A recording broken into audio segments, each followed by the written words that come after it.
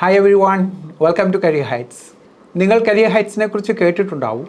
അപ്പോൾ ഞങ്ങളുടെ ഈ കോച്ചിങ് സെൻറ്റർ എങ്ങനെയാണ് മറ്റു കോച്ചിങ് സെൻറ്റേഴ്സിൽ നിന്ന് മികച്ചതാണ് എന്നറിയാനുള്ള താല്പര്യം തീർച്ചയായിട്ടും നിങ്ങൾക്ക് തോന്നിയേക്കാം.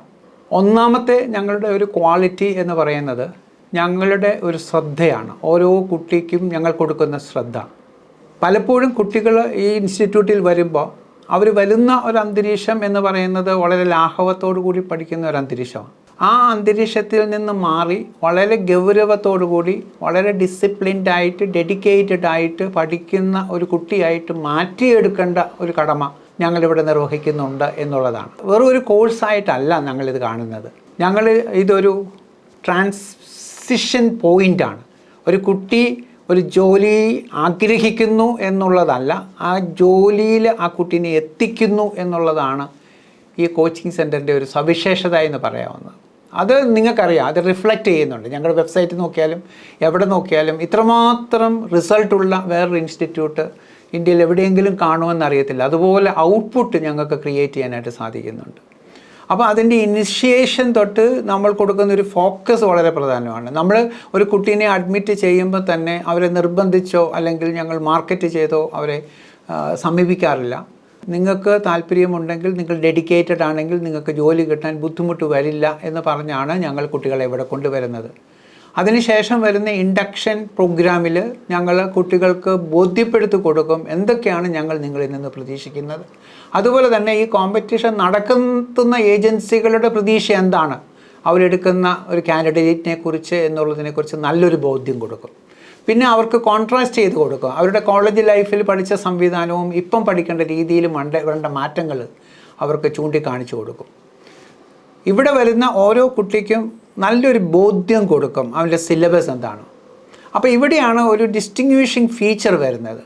നിങ്ങൾ ശ്രദ്ധിച്ചിട്ടുണ്ടാവും, പല കോച്ചിങ് സെൻറ്റേഴ്സും ഒരു എക്സാമിനേഷൻ്റെ നോട്ടിഫിക്കേഷൻ വന്ന ശേഷമാണ് ഒരു പരസ്യ ബോർഡുമായിട്ട് വരുന്നത്. അവർ പറയും ഇന്ന പരീക്ഷയ്ക്ക് വേണ്ടി നിങ്ങളെ ഞങ്ങൾ തയ്യാറാക്കാം. നമുക്കെല്ലാവർക്കും അറിയാം, അത്രയും കുറച്ചൊരു സമയത്തിനുള്ളിൽ ഒരു കുട്ടീനെയും നോട്ടിഫിക്കേഷൻ കഴിഞ്ഞ് പ്രിപ്പയർ ചെയ്ത് ജോലിയിൽ എത്തിക്കാൻ പറ്റില്ല എന്നുള്ള കാര്യമേ വളരെ വ്യക്തമാണ്. അത് നടക്കുന്ന കാര്യമേ അല്ല. കാരണം ഇത് ഒരു സാധാരണ പരീക്ഷ പോലെ തന്നെ ദീർഘകാല പരിശീലനത്തോടുകൂടി നേടിയെടുക്കേണ്ട ഒരു സ്കിൽ സെറ്റ് ആ കുട്ടിക്കുണ്ടെങ്കിൽ മാത്രമേ ആ കുട്ടി ജയിക്കത്തുള്ളൂ. അപ്പം ഞങ്ങൾ ഫോക്കസ് ചെയ്യുന്ന പരീക്ഷകളിലല്ല. ഞങ്ങൾ നോക്കിയ ഒരു ആംഗിൾ എന്ന് പറയുന്നത് സെൻട്രൽ ഗവൺമെൻറ് ജോലികൾക്ക് ഒരു സവിശേഷതയുണ്ട്. അത് SSC നടത്തുന്ന എക്സാംസ് ആയിക്കോട്ടെ, ROB നടക്കുന്ന എക്സാംസോ, ESICയോ അല്ലെങ്കിൽ ISROയോ, അവരൊക്കെ നടത്തുന്ന ഏത് എക്സാമിനും ഒരു പാറ്റേൺ എന്ന് പറയുന്നത് 4 വിഷയങ്ങളിൽ ഊന്നിയുള്ള ഒരു പോക്കാണ്. 1 എന്ന് പറയുന്നത് മാത്സ് ആണ്, 2 എന്ന് പറയുന്നത് ഇംഗ്ലീഷാണ്, 3 എന്ന് പറയുന്നത് ജനറൽ ഇൻ്റലിജൻസ് ആണ്, 4 എന്ന് പറയുന്നത് ജനറൽ അവെയർനെസ്സാണ്. അത് സ്റ്റാറ്റിക്കും വരും, ഡൈനാമിക്കും വരും.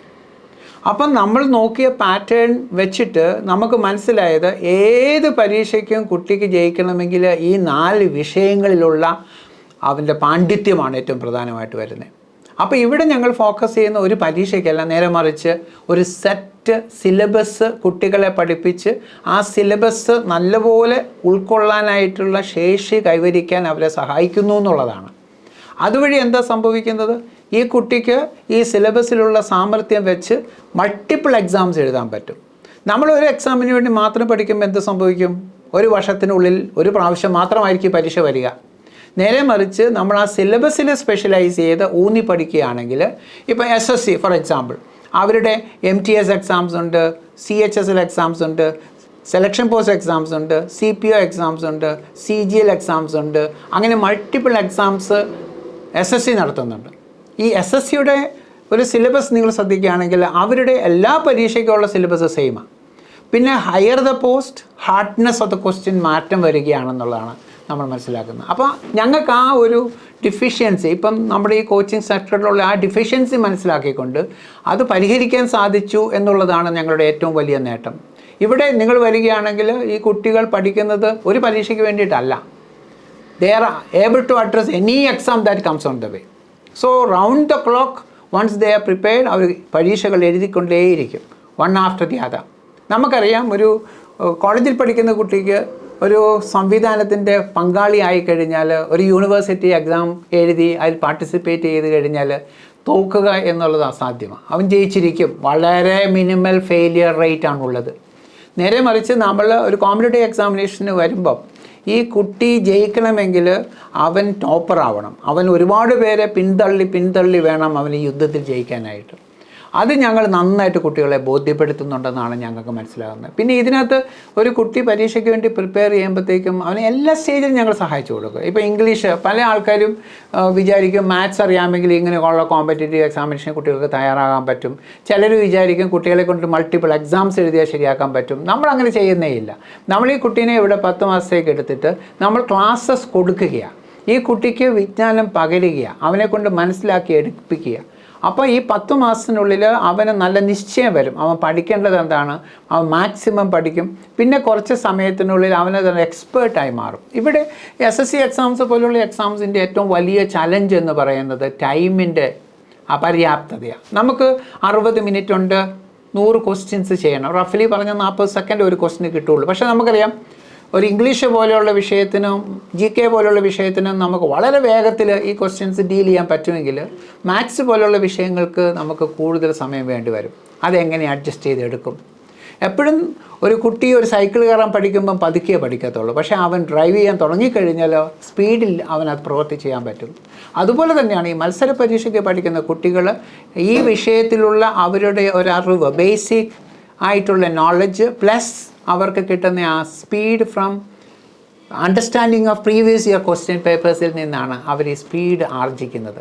ഒരു പക്ഷേ ഇതേ പരീക്ഷ അവർക്ക് 2 മണിക്കൂർ കൊടുത്തു കഴിഞ്ഞാൽ അവർക്കെല്ലാം ടോപ്പേഴ്സ് ആകാൻ പറ്റും. പക്ഷേ ഇവിടെ അങ്ങനെയൊരു പരിമിതി അവർ കൊടുക്കുന്നില്ല. How fast you can do, how accurate you are, അതാണ് അവരുടെ ശ്രദ്ധ മുഴുവൻ. അപ്പം ഞങ്ങൾ എന്ത് ചെയ്യും? ഞങ്ങൾ ഈ 10 മാസത്തെ കോഴ്സിന് ശേഷമാണെങ്കിലും കുട്ടികൾക്ക് റിവിഷൻസ് പ്രൊവൈഡ് ചെയ്യും, അവർക്ക് കമ്പൈൻഡ് സ്റ്റഡി പ്രൊവൈഡ് ചെയ്യും, അവർക്ക് ടെസ്റ്റ് പേപ്പേഴ്സ് ഇട്ട് കൊടുക്കും. പല പാരൻസും ഞങ്ങളെ വിളിക്കും, ചോദിക്കാറുണ്ട് നിങ്ങൾക്ക് ടെസ്റ്റ് പേപ്പേഴ്സ് ഉണ്ടോ. നമ്മൾ ഇനീഷ്യൽ സ്റ്റേജിൽ അങ്ങനെ ടെസ്റ്റ് പേപ്പേഴ്സ് നടത്തില്ല. കാരണം ഒരു കുട്ടിക്ക് നമ്മൾ അറിവ് പകരാതെ അവനതങ്ങനെ എഴുതാൻ പറ്റും? ഒരു കുട്ടി ഒരു ഗ്രാജുവേറ്റ് ആകാം, അല്ലെങ്കിൽ ഒരു +2 സ്റ്റുഡൻ്റ് ആകാം, ഒരു എൻജിനീയർ ആകാം. അവൻ പഠിച്ച വിഷയങ്ങളുമായിട്ട് യാതൊരു ബന്ധമില്ലാത്തൊരു മേഖലയിലേക്കാവും വരുന്നത്. അപ്പോൾ അങ്ങനെ ഒരു പുതിയ വിഷയം പഠിക്കാനായിട്ട് അവനെ സഹായിച്ച് കൊടുക്കണം എന്ന് ഞങ്ങൾക്ക് മനസ്സിലാക്കാൻ പറ്റിയിട്ടുണ്ട്.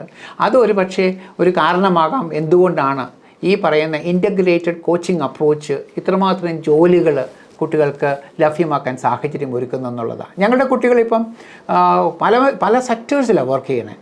അപ്പോൾ ഇവിടെ അസിസ്റ്റൻ്റ് ഓഡിറ്റ് ഓഫീസേഴ്സ് ഉണ്ട്, ഏകദേശം 86,000 രൂപ സാലറിയോടുകൂടി. ഇൻസ്പെക്ടേഴ്സ് ഏകദേശം 34 ഇൻസ്പെക്ടേഴ്സ് ഉണ്ട്. അവർക്കൊക്കെ ഒരു സ്റ്റാർട്ടിംഗ് പേ എന്ന് പറയുന്നത് 80,000 രൂപയാണ്. പിന്നെ ഓഡിറ്റേഴ്സ് ഉണ്ട്, അക്കൗണ്ടൻസ് ഉണ്ട്, ടാക്സ് അസിസ്റ്റൻസ് ഉണ്ട്, പോസ്റ്റൽ അസിസ്റ്റൻസ് ഉണ്ട്. പിന്നെ വിവിധ ഡിപ്പാർട്ട്മെൻറ്റുകളിൽ LDC ആയിട്ട് വർക്ക് ചെയ്യുന്നുണ്ട്. പിന്നെ ഏകദേശം 24 സബ് ഇൻസ്പെക്ടേഴ്സ് ഉണ്ട് വിത്ത് various central government CPO central police organisations ഉണ്ട്. അതുപോലെ തന്നെ IISc ബാംഗ്ലൂർ വർക്ക് ചെയ്യുന്ന കുട്ടികളുണ്ട്, ISROയിൽ വർക്ക് ചെയ്യുന്ന കുട്ടികളുണ്ട്, ESICയിൽ വർക്ക് ചെയ്യുന്ന കുട്ടികളുണ്ട്, അതുപോലെ FCIയിൽ വർക്ക് ചെയ്യുന്ന കുട്ടികളുണ്ട്, EPFOയിൽ വർക്ക് ചെയ്യുന്ന കുട്ടികളുണ്ട്, IB ഇൻ്റലിജൻസ് ബ്യൂറോയിൽ വർക്ക് ചെയ്യുന്ന കുട്ടികളുണ്ട്, ബാങ്കിലെ പ്രൊബേഷണറി ഓഫീസേഴ്സായിട്ടും ക്ലറിക്കൽ സ്റ്റാഫായിട്ട് വർക്ക് ചെയ്യുന്ന കുട്ടികളുണ്ട്, PSC വഴി ജോലി കിട്ടിയ കുട്ടികളുണ്ട്, LD ക്ലർക്കായിട്ടും അതുപോലെ തന്നെ പോലീസ് ആയിട്ടും ഒക്കെ വർക്ക് ചെയ്യുന്ന കുട്ടികളുണ്ട്. ഒരു പലവിധ സെഗ്മെൻറ്റ്സിലേക്ക് ഞങ്ങൾക്ക് കുട്ടികളെ വിടാൻ പറ്റുന്നത് ഞങ്ങളുടെ ഈ ഇൻ്റഗ്രേറ്റഡ് അപ്രോച്ച് കൊണ്ടാണ്. അതാണ് ഞങ്ങളെ ശരിക്കും പറഞ്ഞ് വിഭിന്നമാക്കുന്നത്. അപ്പം ഞങ്ങളുടെ ഇൻസ്റ്റിറ്റ്യൂട്ടിൽ വന്നിട്ട് അതിൻ്റെ ഫ്രണ്ടിൽ ഇന്ന പരീക്ഷ വരുന്നുണ്ട്, അതിനുവേണ്ടി കോച്ചിങ് നിങ്ങൾ കാണാൻ സാധിക്കത്തില്ല. അതല്ല ഞങ്ങളുടെ അപ്രോച്ച്. ഈ കുട്ടിക്ക് വിവരം കൊടുക്കുക, നോളജ് കൊടുക്കുക, അവനെ തയ്യാറാക്കുക, അവൻ ഏത് യുദ്ധവും ജയിക്കാൻ സന്നദ്ധനായി മാറും എന്നുള്ളതാണ് ഞങ്ങളുടെ അണ്ടർസ്റ്റാൻഡിങ്. പിന്നെ ഇവിടെ നമ്മൾ കേരളത്തിലൊരിടത്തും തന്നെ ഒരു ഡെഡിക്കേറ്റഡ് ടീച്ചിങ് ഫോക്കസ് വരുന്നില്ല. ഡെഡിക്കേറ്റഡ് ടീച്ചിങ് ഫോക്കസ് എന്ന് പറയുമ്പോഴത്തേക്കും പലരും പാർഷ്യൽ കോച്ചിങ് ആണ്. ഒരു ദിവസം ചിലപ്പോൾ 3 മണിക്കൂർ, അല്ലെങ്കിൽ ഒന്നിടവിട്ട ദിവസങ്ങളിൽ, അല്ലെങ്കിൽ മോർണിംഗ്, ഈവനിങ്, സാറ്റർഡേ. ഈ ഒരു സംവിധാനം ഞങ്ങൾ ഫോളോ ചെയ്യുന്നില്ല. ഞങ്ങൾ വിശ്വസിക്കുന്നത് ഞങ്ങളിൽ വിശ്വാസം അർപ്പിച്ചു വരുന്ന ഒരു പറ്റം കുട്ടികൾക്ക് ഒരവസരം പൂർണ്ണതയോടുകൂടി കൊടുക്കുക. അവർ രാവിലെ 8:55 ആകുമ്പോൾ വരുന്നു, അവർക്ക് 4-5 മണിക്കൂർ പഠിക്കാൻ പറ്റും. 4:20 ആകുമ്പോഴത്തേക്കും അവരുടെ ക്ലാസ്സിന് ശേഷം അവർക്ക് ഇരുന്ന് പഠിക്കാൻ പറ്റും. ഈവനിങ്ങിലൊക്കെ അഡീഷണൽ സെറ്റപ്പ് ഉണ്ട്. ആ സമയത്ത് വേണമെങ്കിൽ നിങ്ങൾക്ക് അഡീഷണൽ GK ക്ലാസ്സസിൽ കയറാം. പിന്നെ അവർക്ക് നമ്മൾ ഓഡിയോ ആയിട്ട്, വോയിസ് ഡേറ്റ ആയിട്ട് GK ക്വസ്റ്റ്യൻസും ഇംഗ്ലീഷ് ക്വസ്റ്റ്യൻസും നമ്മൾ കൊടുക്കുന്നുണ്ട്. അഡീഷണൽ ഇൻഫർമേഷൻസ് നമ്മൾ കൊടുത്തുകൊണ്ടിരിക്കുന്നുണ്ട്. അങ്ങനെയൊക്കെയാണ് ഒരു പറ്റം സ്റ്റെപ്സിലൂടെയാണ് ഈ കുട്ടികൾക്ക് ഇങ്ങനെ ഒരു ലെവലിലേക്ക് എത്താനായിട്ട് പറ്റുന്നത്. നമ്മൾ ഒരിക്കലും അണ്ടർ എസ്റ്റിമേറ്റ് ചെയ്യാൻ പാടില്ല ഒരു ജോലി കിട്ടിയ കുട്ടിയെ. കാരണം അതുപോലെ കഠിനാധ്വാനവും ഡെഡിക്കേഷനും ഉണ്ടെങ്കിൽ മാത്രമേ ആ കുട്ടി ആ ജോലിയിൽ എത്തിച്ചേരൂ എന്നുള്ളത് നമുക്ക് മനസ്സിലാക്കാൻ സാധിക്കണം. അപ്പം ഒരു കുട്ടിയുടെ എന്തൊക്കെ സ്കിൽ സെറ്റ്സ് വർദ്ധിപ്പിച്ച് കഴിഞ്ഞാൽ അവനൊരു ജോലിക്കാരനാക്കി മാറ്റാം എന്നൊരു ബോധ്യമാണ് ഞങ്ങളെ ഇത്രയും വിജയിപ്പിക്കാൻ സഹായിക്കുന്നത് എന്ന് എനിക്ക് തോന്നാറുണ്ട്. Thank you so much. Thanks for listening to me.